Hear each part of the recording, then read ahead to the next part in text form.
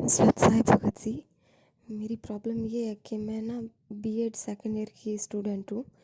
मेरा रीट एग्ज़ाम भी होने वाला है अभी फरवरी में। लेकिन मेरा मन पढ़ाई में बिल्कुल नहीं लगता, बस ओनली सत्संग सुनना ही अच्छा लगता है। ऐसे में पढ़ाई बिल्कुल नहीं होती है और ना ही मन करता है पढ़ाई करने का।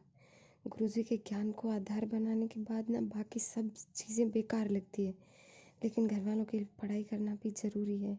वो बोल रहे हैं लास्ट चांस है, पढ़ाई करनी है तो कर लो, अब आगे का पता नहीं। लेकिन मेरा मन बिल्कुल नहीं लगता पढ़ाई में, समझ नहीं आ रहा अब सत्संग सुनूं या पढ़ाई करूं।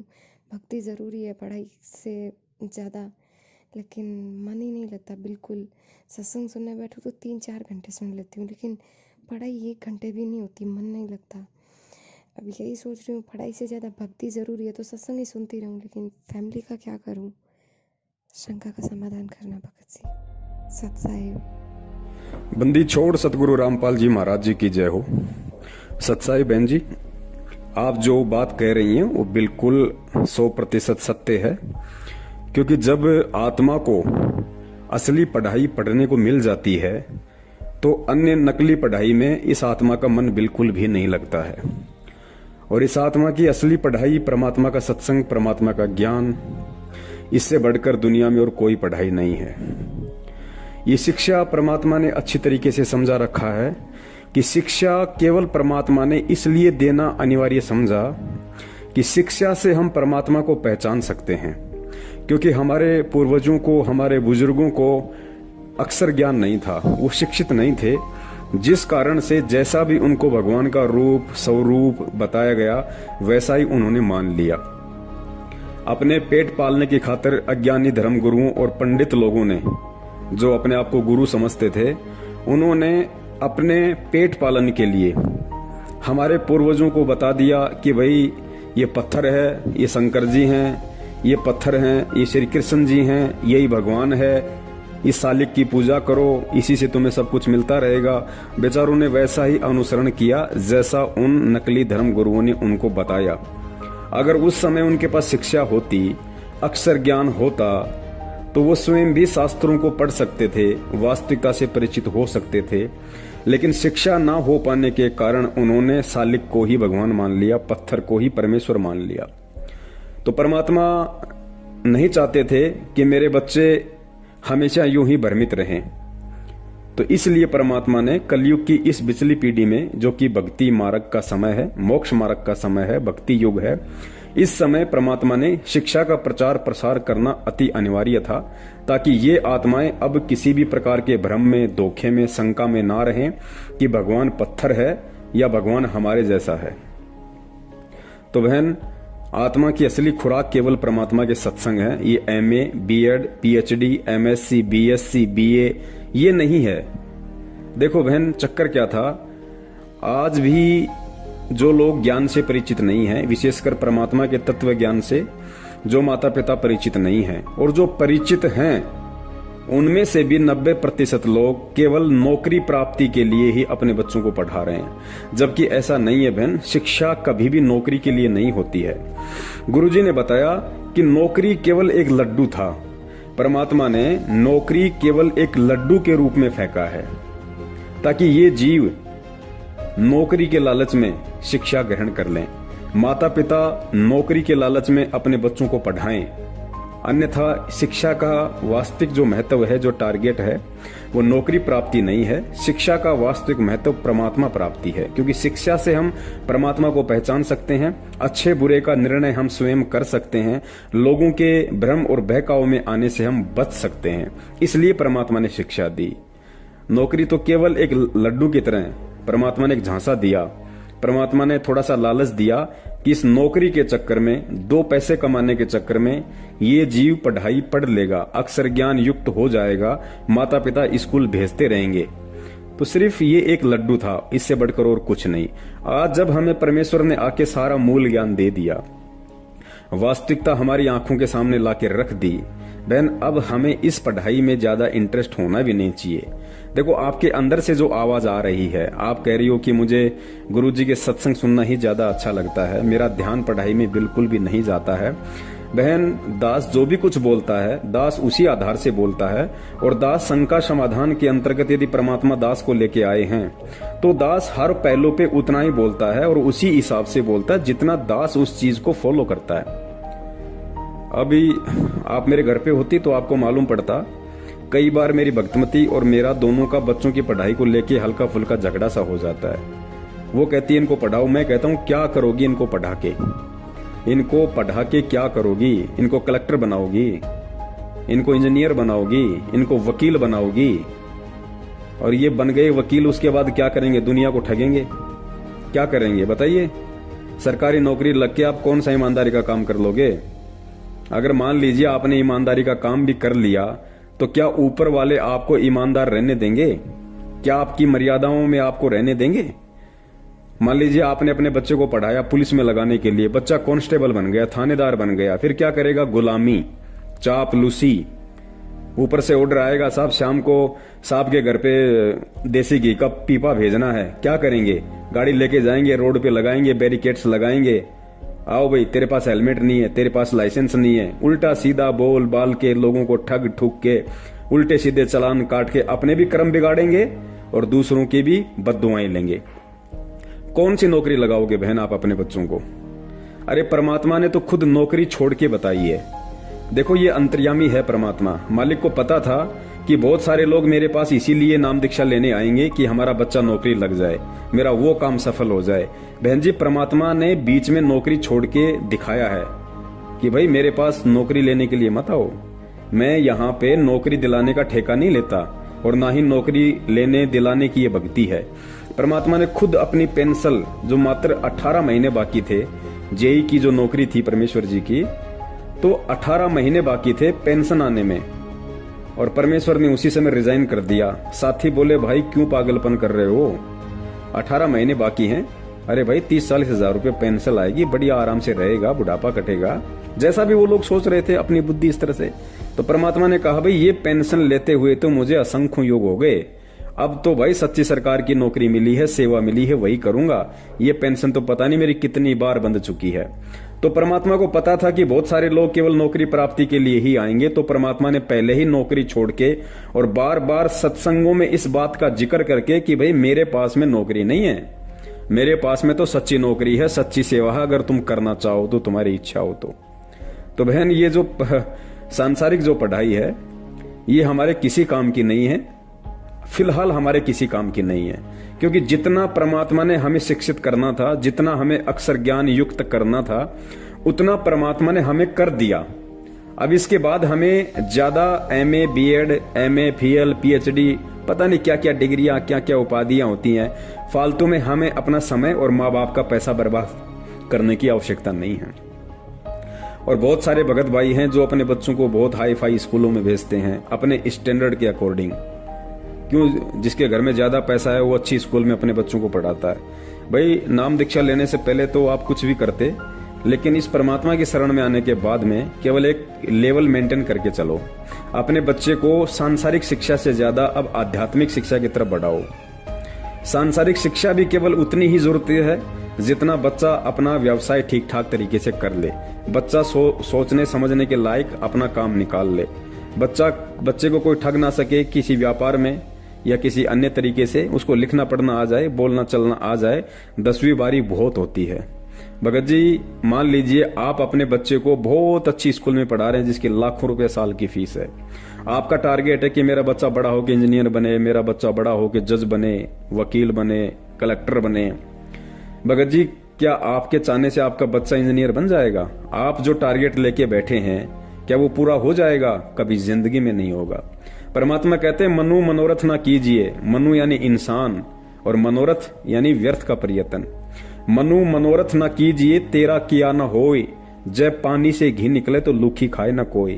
परमात्मा कहते हैं मेरी शरण में आने के बाद में उसे कलेक्टर बनाना है, उसे चपड़ासी बनाना है, या उसे बहुत कुछ पढ़ा लिखा के बिल्कुल 0/0 रखना है, ये परमेश्वर के हाथ का काम है। अब हमें ये ज्ञान होने के बाद में नौकरी विशेष को टारगेट करके अपने बच्चों को शिक्षा नहीं दिलवानी चाहिए। हमें शिक्षा केवल एक हमारा दायित्व समझ के, हमारा एक फर्ज समझ के कि बच्चा 10वीं 12वीं या बीए तक यदि पढ़ लेता है तो बच्चा सांसारिक यदि कोई अपना व्यापार बिजनेस भी यदि करेगा, कोई प्राइवेट नौकरी भी करेगा, तो बच्चा उसमें अच्छी तरीके से हैंडल कर सकता है। बच्चा अच्छी तरीके से हर चीज को समझने के लायक हो सकता है।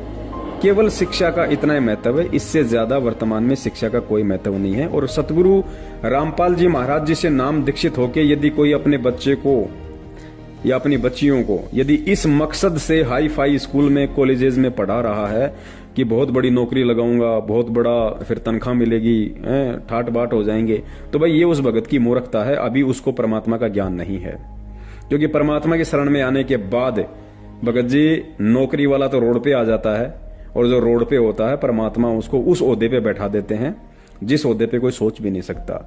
अब आप एक बात बताइए, आज देश का प्रधानमंत्री नरेंद्र मोदी बन के बैठा, भाई उसने कौन सा पीएचडी कर रखी है?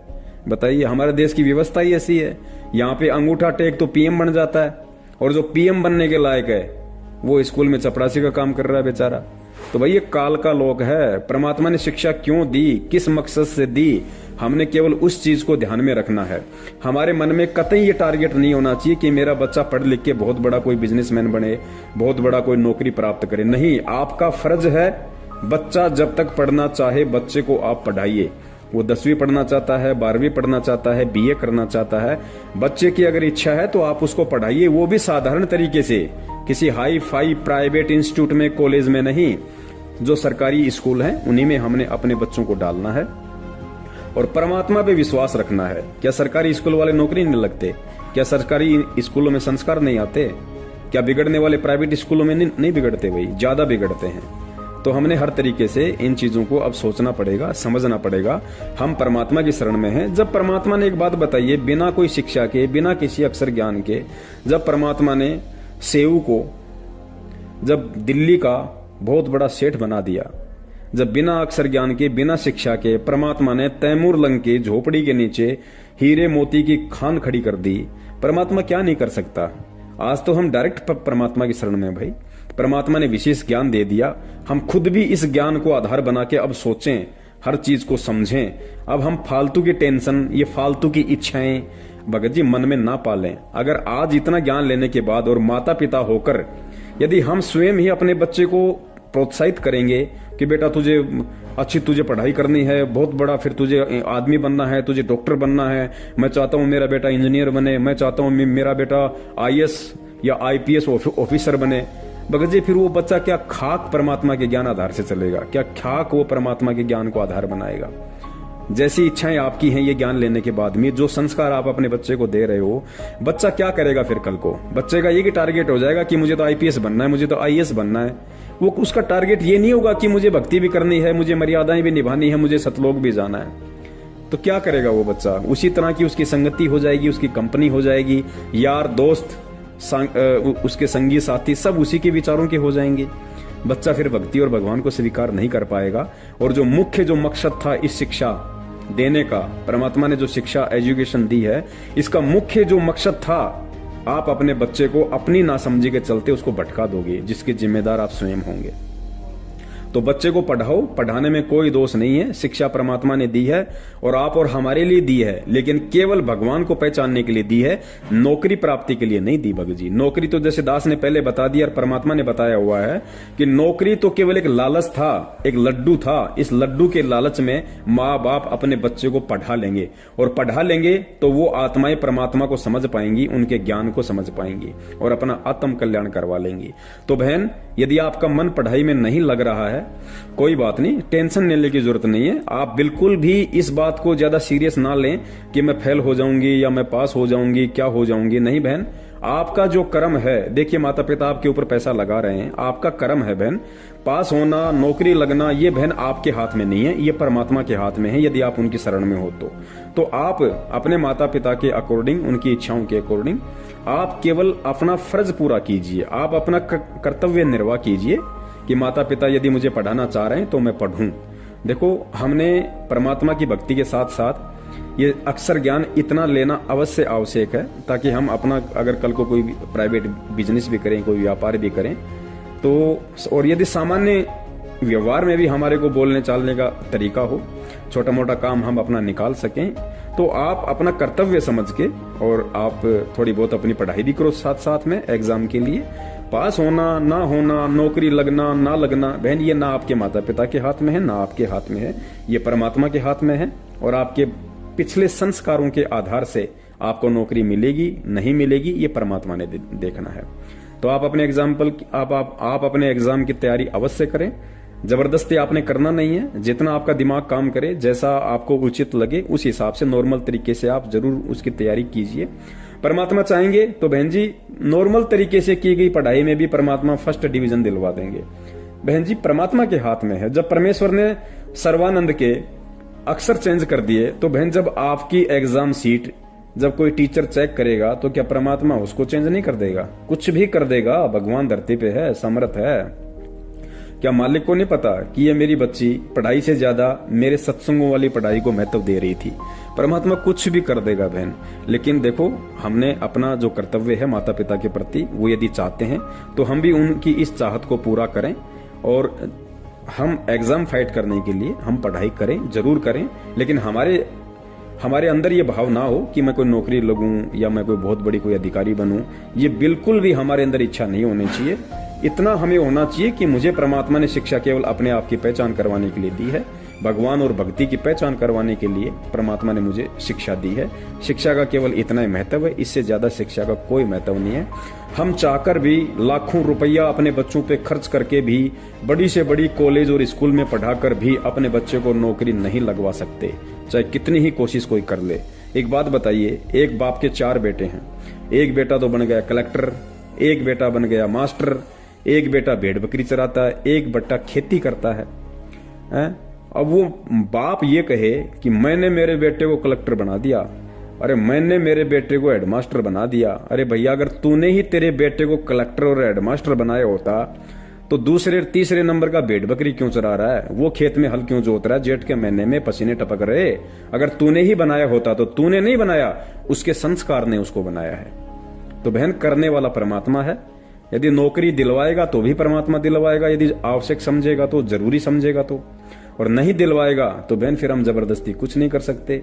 लेकिन जो विधान है वो हमें पूरा करना पड़ेगा। जब तक आपके माता पिता आपको पढ़ाना चाहते हैं, आप नॉर्मल तरीके से अपना कर्तव्य समझकर आप ये पढ़ाई करती रहें। एग्जाम में क्या लिखना है क्या नहीं लिखना है उसके लिए आप ये तैयारी करती रहें नॉर्मल तरीके से, ज्यादा टेंशन लेके नहीं बहन। अगर हम परमात्मा के लिए इतना सीरियस हैं तो परमात्मा एग्जाम के टाइम हमारे लिए उतना ही सीरियस हो जाएगा। तो बहन घबराने की जरूरत नहीं है, नॉर्मल तरीके से आप अपना काम करो। और परमात्मा ने सब कुछ पहले से ही फिक्स कर रखा है। और यदि परमात्मा ने चेंजेस भी करना होगा तो बहन हमारी वर्तमान की भक्ति, हमारी वर्तमान के भाव श्रद्धा के अनुसार परमात्मा उसमें एडिट भी कर देता है, उसमें चेंज भी कर देता है। ऐसे बहुत सारे एग्जाम्पल हैं, कई बच्चों ने तो एग्जाम भी नहीं दिए और बहन वो फर्स्ट डिवीजन से पास आए। अब देखो परमात्मा ने किस तरीके से क्या खेल किया। तो हमारा जो पाठशाला है, हमारी जो प्रथम शिक्षा है, हमारी जो प्रथम एजुकेशन है, वो केवल परमपिता परमेश्वर सतगुरु रामपाल जी महाराज जी के सत्संग हैं, उनका ज्ञान है, उनकी अमृतवाणियां हैं। और हमारा इस शिक्षा से जो प्रथम जो टारगेट है वो केवल सतलोक प्राप्ति है, ना कि यहाँ की नौकरी। लेकिन अपना कर्तव्य समझते हुए हम उस चीज को पूरा करें जहां तक हम कर सकते हैं, बाकी मालिक पे छोड़ दीजिए। बहन दास ने भी बीए कर रखा है, दास कौन सा आज जिला कलेक्टर बन गए बताइए? आज परमात्मा ने जो सेवा दे रखी है दास को, जो नौकरी इस दास को दे रखी है बहन जी, वो नौकरी तो देश के प्रधानमंत्री के पास भी नहीं है। जो आज इस दास को और हमारे अन्य सत्सेवक भाइयों को परमात्मा ने बख्श रखी है, वो नौकरी इस देश के प्रधानमंत्री के पास भी नहीं है जो 400 MP MLA लेके बैठा है। तो बहन ये तत्व ज्ञान वाली भक्ति अलग है और ये सांसारिक पोथी पानों वाली भक्ति अलग है। अब हमने पोथी पानों से ज्यादा परमेश्वर की जो भक्ति है, जो शिक्षा है, हमने इस पे ज्यादा ध्यान देने की आवश्यकता है। बाकी परमात्मा चाहेगा तो नौकरी लगाएगा, नहीं चाहेगा तो नहीं लगाएगा। चाहे कोई कितने ही हाथ पीट ले, चाहे कोई कितने ही पैर पीट ले, चाहे कोई अपने बच्चे को कितनी हाई फाई स्कूल में पढ़ा ले। अरे आप नौकरी के लिए अपने बच्चों पर लाखों खर्च कर रहे हो। ये ज्ञान होने के बाद की बात कर रहा हूं मैं, सांसारिक लोगों की बात नहीं कर रहा। सतगुरु की शरण में आने के बाद में जो व्यक्ति एक नौकरी के लालच, एक लड्डू के लिए यदि लाखों रुपया अपने बच्चे पे खर्च कर रहा है, हाई फाई बिड़ला की स्कूल में पढ़ा रहा है, भगत जी क्या पता वो बच्चा नौकरी लगने से पहले एक्सीडेंट हो जाए, उसकी डेथ हो जाए। क्या किया भाई? किस पे पैसा खर्च किया भैया? किसके लिए किया भैया? किस चीज के लिए किया? तो भगत जी हमने विचार करना पड़ेगा। परमात्मा चाहेगा तो अनपढ़ को कलेक्टर बना देगा, और वो समय आने वाला है। अब वही समय आएगा भगत जी, कलेक्टर बनने के लिए, बड़े से बड़ा आईपीएस आईएएस अधिकारी बनने के लिए। भगत जी आने वाले समय में ये डिग्रियों की जरूरत नहीं है। आने वाले समय में सबसे बड़ी डिग्री परमात्मा का नाम होगी, कि कौन सा नाम मिला हुआ है और कहां तक आप इस आध्यात्मिक ज्ञान को समझ पाए हैं, और इस ज्ञान को समझ के आप किस तरह आप परमात्मा के इस मार्ग पे चल रहे हैं। भगत जी ये चीजें आगे देखी जाएंगी। आगे जब विवाह शादियां होंगी तो आगे भगत का ज्ञान योग देखा जाएगा, भगत की समझ देखी जाएगी, भगत का नाम देखा जाएगा, भगत का व्यवहार और उसका चरित्र देखा जाएगा, ना कि उसका मकान, उसकी कोठी, उसके पैसा, उसका बैंक बैलेंस, उसकी जमीन, उसकी नौकरी, ये नहीं देखी जाएगी। तो भगत जी हमने इन चीजों पे विचार करना पड़ेगा। और बहन आप टेंशन ना लीजिए, आपको यदि परमात्मा के सत्संग अच्छे लगते हैं तो आप सत्संग ही सुनिए। यदि आप 10 घंटे सत्संग सुनती हैं, 5 घंटे सत्संग सुनती है, परमात्मा का चिंतन करती हैं, और 2 घंटे यदि आपको टाइम मिलता है तो 2 घंटे में आप अपनी एग्जाम के लिए तैयारी भी कीजिए। परमात्मा थोड़े में बहुत दे देगा। दयालु है परमात्मा, समर्थ है। सारी दुनिया की तकदीर, सारी दुनिया के बच्चों की आंसर शीट मालिक के हाथ में है। जब चाहेगा, जैसा चाहेगा, उसको वैसा ही रिजल्ट देगा। सत साहिब, जय हो बंदी छोड़ की।